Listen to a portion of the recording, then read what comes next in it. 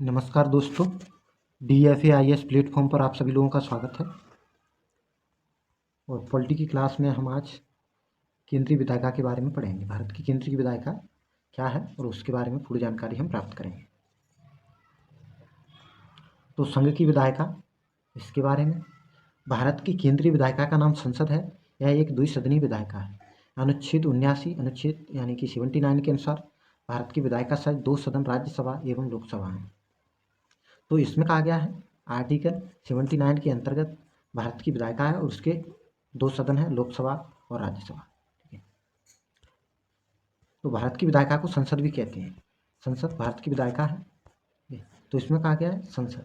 तो आप देखेंगे विधायिका है, जब भी विधायिका बात हो तो लोकसभा राज्यसभा 2 सदन है, 2 अंग हैं यानी। लेकिन जब संसद की बात होगी तो इसमें माना जाता है 3 अंग मान लिए जाते हैं संसद के, लोकसभा, राज्यसभा और राष्ट्रपति।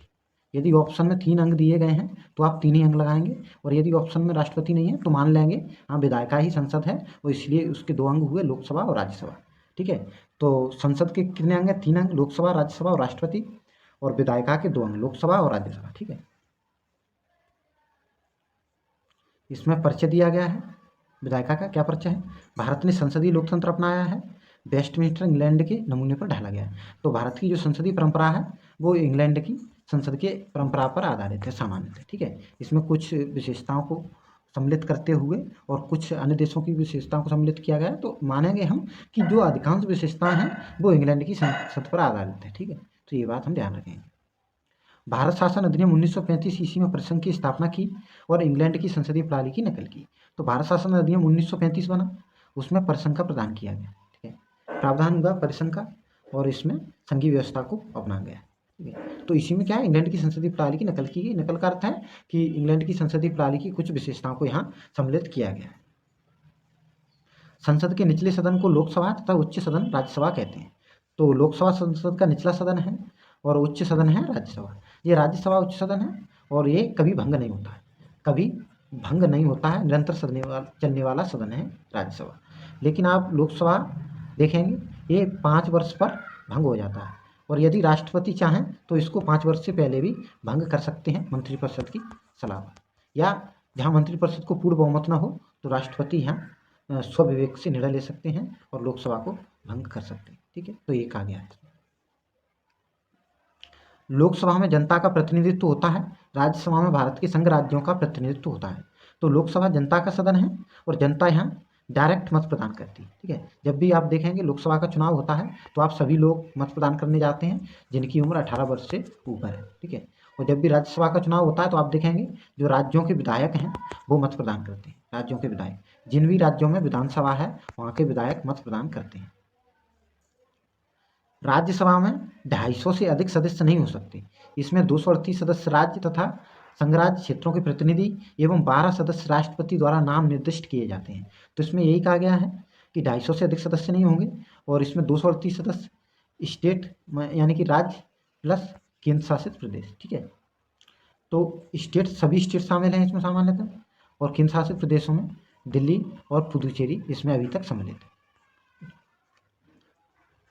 तो यहाँ विधानसभा है दिल्ली और पुदुचेरी में, इसलिए यहाँ के विधायक राज्यसभा के सदस्यों को चुनते हैं, और 238 सदस्य जो चुने जाते हैं राज्यों तथा संघराज्य क्षेत्रों से। ठीक है, और 12 सदस्य हैं वो राष्ट्रपति नाम निर्दिष्ट करेंगे जो विशेष योग्यता रखते हैं विभिन्न क्षेत्रों में। और ये कहा गया, देखिए यहाँ देखेंगे, राष्ट्रपति द्वारा नामित 12 व्यक्ति वह होते हैं जिन्हें साहित्य, विज्ञान, कला और सामाजिक सेवा के क्षेत्रों में विशेष ज्ञान है, व्यावहारिक अनुभव हो।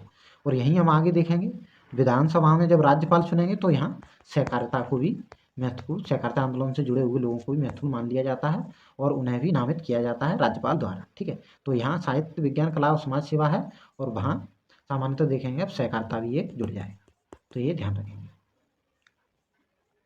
राज्यसभा को कुछ विशेष शक्तियाँ प्राप्त हैं। यदि राज्यसभा संसद के राष्ट्रीय हित में जरूरी राज्य सूची में शामिल किसी मामले के संबंध में कानून बनाए और 2/3 बहुमत से राज्यसभा इस आशय का कोई संकल्प पारित कर देती है तो संसद समूचे भारत या उसके किसी भाग के लिए विधियां बना सकती है। इसमें यही कहा है राज्यसभा को कुछ विशेष शक्तियां प्राप्त हैं। ये शक्तियां हम देखेंगे, एक शक्ति है आर्टिकल 312 और आर्टिकल 249। ठीक है, 249 और 312।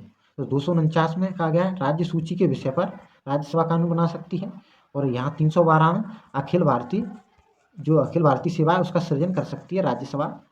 ठीक है, सृजन का मतलब यहाँ है कि प्रस्ताव पारित कर सकती है इन दोनों सेवा। देखिए, ये 2/3 बहुमत से प्रस्ताव पारित करेगी राज्यसभा जब भी अखिल भारतीय सेवा का जन्म करना हो या राज्य सूची के विषय पर कानून बनाना, तो 2/3 बहुमत से संकल्प पारित होगा और ये संकल्प संसद द्वारा जब पारित हो जाएगा तो विधि बन जाएगी। ठीक है, यही बात कही गई। देखिए, इसमें कहा गया जी, देखिए अनुच्छेद 312 के अंतर्गत अखिल भारतीय सेवा, ये देखिए अखिल भारतीय सेवाओं के सृजन यानी अखिल भारतीय सेवा, जैसे IAS, IPS और IFS इंडियन फॉरेस्ट सर्विस है, उसी प्रकार से कोई भी सेवा, जैसे वर्तमान में इंडियन जुडिशियरी सर्विस पर बात चल रही है, तो उसके लिए 2/3 बहुमत से राज्यसभा संकल्प पारित कर सकती है और आर्टिकल 312 के अंतर्गत ये शक्ति है राज्यसभा को। ठीक है, तो ये ध्यान रखें। वहीं राज्य सूची के विषय पर कानून बनाना हो तो आर्टिकल 249 के अंतर्गत राज्य सूची के विषय पर राज्यसभा कानून बना सकती है। ठीक है, यानी संकल्प पारित कर सकती है और संसद कानून बनाएगी, यही बात कही है। प्रत्येक राज्य की विधानसभा के निर्वाचित सदस्यों द्वारा आनुपातिक प्रतिनिधित्व पद्धति के अनुसार एकल संक्रमणीय मत द्वारा राज्यसभा के लिए अपने प्रतिनिधियों का निर्वाचन किया जाता है। ठीक है, तो इसमें यही कहा गया है, प्रत्येक राज्य की विधानसभा के निर्वाचित सदस्यों द्वारा आनुपातिक प्रतिनिधित्व पद्धति के अनुसार एकल संक्रमणीय मत द्वारा। तो यही वही व्यवस्था है सामान्यतः देखेंगे आप, जो राष्ट्रपति के निर्वाचन की व्यवस्था। ठीक है, तो राष्ट्रपति या जो उपराष्ट्रपति निर्वाचन की व्यवस्था है वही व्यवस्था राज्यसभा के सदस्यों के लिए। यहाँ देखेंगे आप, यहाँ खुला मतदान होता है, खुला मतदान, और जबकि राष्ट्रपति उपराष्ट्रपति के चुनाव के लिए गुप्त मतदान होता है। तो ये बात ध्यान रखें, प्रैक्टिकल में पूछी जा सकती है, तो ये हमें याद रखना है।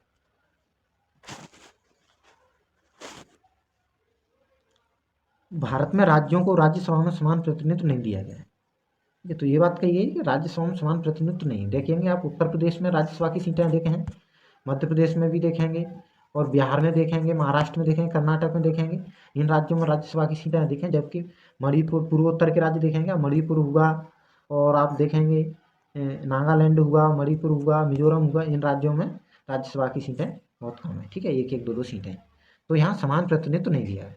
जबकि आप देखेंगे USA जैसे जो कंट्री हैं, वहाँ क्या है, राज्यसभा को समान सीटें दी गई। जैसे USA में 50 राज्य हैं, तो वहाँ 2-2 सीटें सभी राज्यों के लिए दी गई। ठीक है, तो वहाँ समान प्रतिनिधित्व है, जबकि भारत में समान प्रतिनिधित्व नहीं है, क्योंकि यहाँ जनसंख्या के आधार पर प्रतिनिधित्व प्रदान किया गया। अब देखेंगे हम, लोकसभा में अधिक से अधिक 552 सदस्य हो सकते हैं। इनमें से राज्यों के प्रतिनिधि 530 एवं संघ राज्य क्षेत्रों के प्रतिनिधि 20 से अधिक नहीं हो सकते। 2 व्यक्ति राष्ट्रपति द्वारा एंग्लो इंडियन समुदाय में से नाम निर्दिष्ट किए जा सकते हैं। तो लोकसभा में अधिक से अधिक 552 सदस्य हो सकते हैं। इनमें से राज्यों के प्रतिनिधि 530 एवं संघ राज्य क्षेत्रों के प्रतिनिधि 20 से अधिक नहीं हो सकते। तो ये बात कही गई है, 530 राज्यों के होंगे और 20 संघ राज्य क्षेत्रों के प्रतिनिधि होंगे लोकसभा में। 2 व्यक्ति राष्ट्रपति द्वारा एंग्लो इंडियन समुदाय में से नाम निर्दिष्ट किए जा सकते हैं। ठीक है, तो ये कुल मिलाकर 552 सदस्य होंगे, लेकिन वर्तमान में सामान्यतः 545 सदस्य लोकसभा के लिए चुने गए। लोकसभा के सदस्यों का निर्वाचन वयस्क मताधिकार के आधार पर राज्य की जनता के द्वारा किया जाता है। तो जो लोकसभा के सदस्यों का निर्वाचन है वो वयस्क मताधिकार के आधार पर राज्य की जनता के द्वारा किया जाता है, मतलब डायरेक्ट लोग चुनते हैं। जो भी जिन सदस्य हैं जिनकी उम्र 18 वर्ष से ऊपर है, वो सदस्य चुनेंगे लोकसभा के सदस्यों। लोकसभा में केवल SC और ST वर्ग को आरक्षण प्रदान किया गया, रिजर्वेशन, और किसी भी वर्ग को रिजर्वेशन प्रदान नहीं किया गया। ये बात कही गई है इसमें। लोकसभा का कार्यकाल 5 वर्ष है, लेकिन इससे पूर्व इसका विघटन हो सकता है। तो लोकसभा का कार्यकाल 5 वर्ष है, और लेकिन इससे पूर्व इसका विघटन हो सकता है, यानी कि राष्ट्रपति चाहें, यदि मंत्रिपरिषद सलाह दें या पूर्ण बहुमत न मिले किसी भी पार्टी को, तो राष्ट्रपति चाहें तो इसका पहले भी 5 वर्ष से विघटन कर सकते हैं। ठीक है, आज हम यहीं तक क्लास को करेंगे, फिर अगले दिन कंटिन्यू करेंगे क्लास को। ठीक है, तो इसमें हमने बहुत सारे टॉपिक कंप्लीट कर लिए हैं पॉलिटी में, और हिस्ट्री में भी हम गुप्त काल तक पहुंच गए हैं, और हिंदी की क्लास भी हमारी इसी प्लेटफॉर्म DFA IAS पर उपलब्ध है। तो आपको चैनल को सब्सक्राइब करना है, जिससे कोई भी क्लास छूटेगी नहीं। जो भी क्लास भविष्य में भी आएंगी वो भी आप लोगों को प्राप्त होती रहेंगी। और जब चैनल को आप सब्सक्राइब कर लेंगे और वहाँ सर्च करेंगे DFA IAS, तो आपको पुरानी क्लास भी मिल जाएंगी, जो कि हमने क्रम में कराई हैं। सभी टॉपिक हमारे क्रम में चल रहे हैं, इसलिए आपको चैनल को भी सब्सक्राइब कर लेना। ठीक है, धन्यवाद।